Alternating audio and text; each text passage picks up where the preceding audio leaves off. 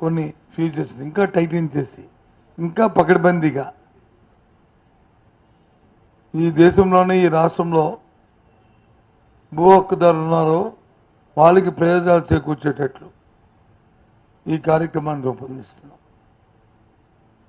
దానికోసం ఇది జరుగుతున్నది. దాని మీద ఇదేదో మన ఒకటి అప్పుడు యూపీఏ ప్రభుత్వం ఉన్నప్పుడు కానీ ఎన్డీఏ ప్రభుత్వాలు ఉన్నప్పుడు కానీ ఒక సమగ్రమైన ఒక ఈ యాక్ట్ని తీసుకురావాలని నేషనల్ ల్యాండ్ రైట్ యాక్ట్ని తీసుకురావాలని వాళ్ళు ప్రయత్నాలు చేస్తున్నాయి. అప్పటి నుంచి కూడా అప్పటి నుంచి రాష్ట్రాలతో సంప్రదిస్తున్నాయి. రాష్ట్రాలు వచ్చి వారి అభిప్రాయాలు చేస్తున్నాం. మనం కూడా మన అభిప్రాయాలు చెప్పాం. మనం కూడా మనం ముసాదా తయారు చేస్తాం. మనం కూడా పంపాం చేశాం. కానీ దాంతోపాటు రిజిస్ట్రేషన్లో ఏదైతే ఉందో ఆ రిజిస్ట్రేషన్ ఉన్న లోపాలని ఏదంటే ఇప్పుడు ఉన్న రిజిస్ట్రేషన్లో ఏంటంటే ఒక సబ్ రిజిస్టర్ ఆఫీస్ ముందు ఒక రైటర్ ఉంటాడు, డాక్యుమెంట్ రైటర్ ఉంటాడు. ఆ రైటర్ దగ్గరికి వెళ్ళి ఆ రైటర్ ద్వారా మనం వచ్చి మనం ప్రక్రియ చేసుకోవడం అనేది మనకు అలవాటు. మధ్యవర్తులు ఉండకూడదు. అథారిటీ ఉన్న వాళ్ళే ఈ కార్యక్రమం చేయాలి. ప్రభుత్వం దీంట్లో పూర్తిగా ఉండాలి. దీన్ని ఇంకా త్వరితగతంగా ఆన్లైన్ సిస్టమ్ రావాలి. ఆన్లైన్లో మ్యూటివేషన్ అయిపోవాలి. అంతే అయిన తర్వాత మళ్ళీ ఎంఆర్ ఆఫీస్ చుట్టూ ఆర్డీఓ చుట్టూ తిరగకూడదు. వీటికన్నీ కూడా చట్టబద్ధత ఉండాలి. చట్టంలో లొసుగులు ఎక్కడ ఉండకూడదు. ఎక్కువ లిటిగేషన్కి ఆయన 5 సంవత్సరాలు చేసిన పరిపాలన ఈ 5 సంవత్సరాల్లో 2019లో ఆయన ఇచ్చిన మేనిఫెస్టో, మళ్ళీ 24లో మళ్ళీ ఇచ్చిన మేనిఫెస్టో దేశ రాజకీయాలకు కొత్త రైట్ని తీసుకొచ్చింది. ఏదైతే అధికారంలో ఉన్న వాళ్ళు 100 పేజీలు, ఇది ఎవరిది? చంద్రబాబు నాయుడుది మేనిఫెస్టో 2014. ఎన్ని పేజీలు ఉన్నాయి చూడండి. ఎన్ని పేజీలు ఉన్నాయి?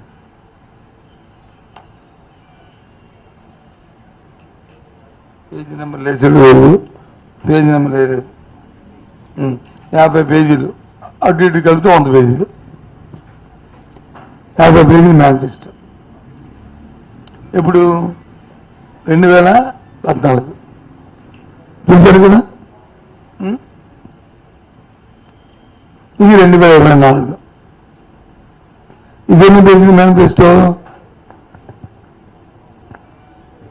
3 పేజీలు. మొదటి పేజీ తీసేస్తే మిగతా 5 పేజీలు. మా మేనిఫెస్టో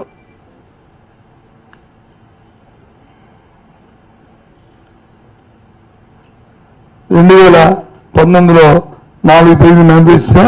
మళ్ళీ ఆ 4 పేజీలను కలుపుకొని ఇంకో 8 పేజీలు అంటే మా మేనిఫెస్టోకి వచ్చేసారు వీళ్ళు. అంటే జగన్మోహన్ రెడ్డి గారు ఏదైతే ఆలోచన చేసే నిబద్ధతతో చేయాలని ఓ నిజాయితీతో ఈ రాష్ట్ర రాజకీయాలు తీసుకుని మార్పేది తెలుసా? ఈ మేనిఫెస్టోయే. అవునా కదా? ఎందుకు 50 ఉన్నాయి? ప్రజాగ్రహం పెట్టి 2 మరి మిగతా 2 లేదు. అలా పార్టీలు లేరు. మన ఈ మేనిఫెస్టోకి సంబంధం ఉందా లేదా? అది పార్టీలో దీన్ని అంగీకరించినప్పుడు ప్రజలు ఎందుకు అంగీకరించాలి? డైరెక్ట్ క్వశ్చన్, నా ప్రశ్న. మీ కూటమి పార్టీలే దీన్ని అంగీకరించినప్పుడు, వాళ్ళందరూ లేనప్పుడు ఈ రాష్ట్ర ప్రజలు ఎందుకు అసలు దీని గురించి అసలు ఆలోచన చేయాలి, డిస్కస్ చేయాలి? ఇది చెత్తబుట్టలు బయట పనికొస్తారు తప్ప ఇది దేనికి పనికొస్తా? చెప్పండి. ఈ రాష్ట్ర ప్రజలందరూ చూస్తున్నారు. దీనికి ఆన్సర్ చెప్పనండి. ఎవరైనా కూటమిలో ఉన్నప్పుడు ఇది అందరూ కలిపి మా మేనిఫెస్టో బొమ్మలు వేసి పెట్టారు, ఇంకో ఇచ్చారు, ఎంత మేనిఫెస్టో ఇచ్చారు. మరి వాళ్ళు వచ్చి ఇంత ఎందుకు ఇచ్చారు అంటే ఇంతమందికి ఇచ్చారంటే మా మా వైసీపీ మేనిఫెస్టో కూడా 5-6 పేజీలు ఉంది కాబట్టి మేము 5-6 పేజీలు ఇవ్వాలి ఫ్యాషన్ కానీ మా లైన్కి వచ్చారు, సంతోషం. మీరు అన్నీ మా కాపీలు కొడతారు కాబట్టి ఇది మా కాపీ కొట్టారు, సంతోషం. ఎందుకంటే జగన్మోహన్ రెడ్డి ఓ దిక్సూచి కాబట్టి వచ్చారు, సంతోషం. మరి మీ బొమ్మలేవి, మరి మీ బొమ్మలేవి ఈ 2 బొమ్మలు, మరి 4 బొమ్మలేవి అంటే ఈ 4 బొమ్మలు ఉన్న మోడీ గారు, దీన్ని అంపని మోడీ గారు ఫోటో లేదు, ఇప్పుడు ఓకే. మరి రాష్ట్ర ప్రెసిడెంట్ ఫోటో ఉన్నా కదా అధ్యక్షులు,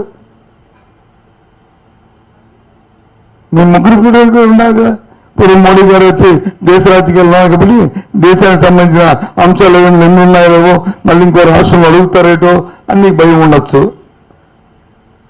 ఏదో ఒక కారణం ఉండొచ్చు. కనీసం రాష్ట్ర అధ్యక్షుడు కూడా ఇది అంటే బీజేపీకి కూటమిలో ఉన్న ఒక పార్టీకి దీన్ని ఎండాల్సి చేయలేదు. దీన్ని ఎండాల్సి చేయనప్పుడు దీన్ని ఒత్తాసప్పుడు ఇది దేనికి పనికి వస్తుంది, దీన్ని ఎందుకు అసలు దాని గురించి డిస్కస్ చేయాలా? సరే, దాంట్లో ఉన్న అంశాలు మంచివా చెడా అది సాధ్యమా అసాధ్యమా, ముందు లీగాలిటీకి మీ సమస్య లేకపోతే అప్పుడు అలిగేషన్లకు వస్తాను, దానికి సమాధానం చెప్తాను. ఫ్రంట్ పేజ్ అయినా లోపల పేజ్ అయినా ఏది చేసినా అది లీగల్గా వ్యాలిడే కాదా, లీగల్గా వ్యాలిడ్ మీ లీగాలిటీ మేము మాట్లాడేదాం. ఇచ్చిన డాక్యుమెంట్ని ఒరిజినల్ ఇస్తారు, డూప్లికేట్ ఇస్తారని అది పెద్ద అబద్ధం అని చెప్పాను. మీరు అడిగినందుకు కూడా సమాధానం చెప్తాను, కానీ ఫస్ట్ లీగాలిటీ.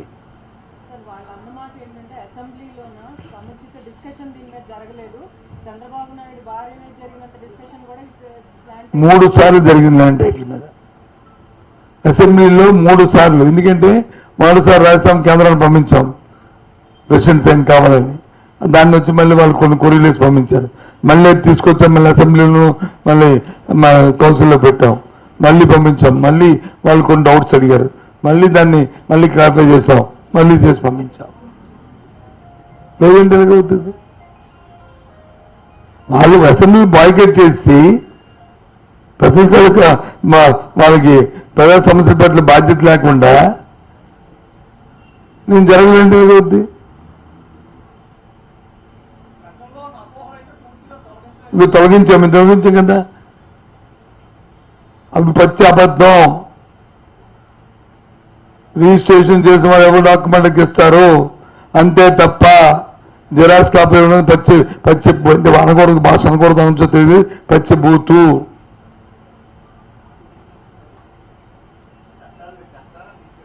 ఏదండి చట్టం వచ్చి ఇప్పుడు ప్రస్తుతం కోర్టులో డిస్కషన్ జరుగుతుంది, కోర్టులో కొన్ని క్లారిఫికేషన్ ఇచ్చాం. ఇంకోటి కూడా చెప్తున్నాం, ఈ చట్టం చేసే ముందు, ఇది అమలు జరిపే ముందు ప్రతి గ్రామంలో కూడా అదే మీకు అడుగుతుంది అదే రెండు విషయాలు సార్, 2 విషయాలు. ఒకటి లీగలు, 2 కాదండి. ఈయన ఎక్కడ చచ్చిపోయి ఎక్కడ ఉన్న మహానుభావుడు ఎవరు, ఎన్టీ రామారావు ఎక్కడ ఉన్న మహానుభావుడు. దీని మీద ఫోటో వేయడం కాదు, నేను చూపెడుతుంది మీకు. మరుగుదొడ్ల మీద వేశారు, ఆడవాళ్ళు మరుగుదొడ్డికి వెళ్తే లేడీస్ ఆ మరుగుదొడ్డి మీద ఉండేది, అవునా కదా? మేమేం మరుగుదొడ్డి మేలే కదా, మేమేం మరుగుదొడ్డి మీద ఆలోచన. మేము ఒక మంచి పనికి, ఇది మంచి కార్యక్రమం జగన్మోహన్ రెడ్డి చేస్తున్నారని చెప్పి ఆయన్ని గుర్తు ఉండాలని అది చేసిన పనికి చెప్పుకుంటున్నాం. దాని మీద మాకు డిస్కషన్ వచ్చి ప్రజలందరూ కాదు, రాజకీయ ప్రజలు చెప్పారనుకో అప్పుడు ఆలోచిస్తాం. మేము మరుగుదొడ్డి మీరేదే, మరుగుదొడ్డి మీరే చెప్పండి చేశామా?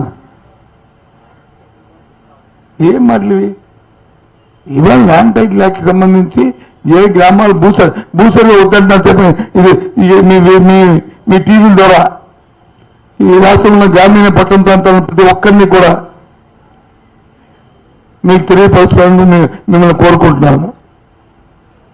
దీనివల్ల మన గ్రామాల్లో ఉన్న చిన్న చిన్న భూముల్లో ఉన్న సమస్యల్ని మన ఇంటి తాలూకా సమస్యల్ని మధ్యవర్తులు దళారులు ఎడ్యుకేషన్ లేకుండా ఒక పైసా ఖర్చు కాకుండా ఈ కార్యక్రమం మంచిదా కాదా దయచేసి ఆలోచన చేయండి.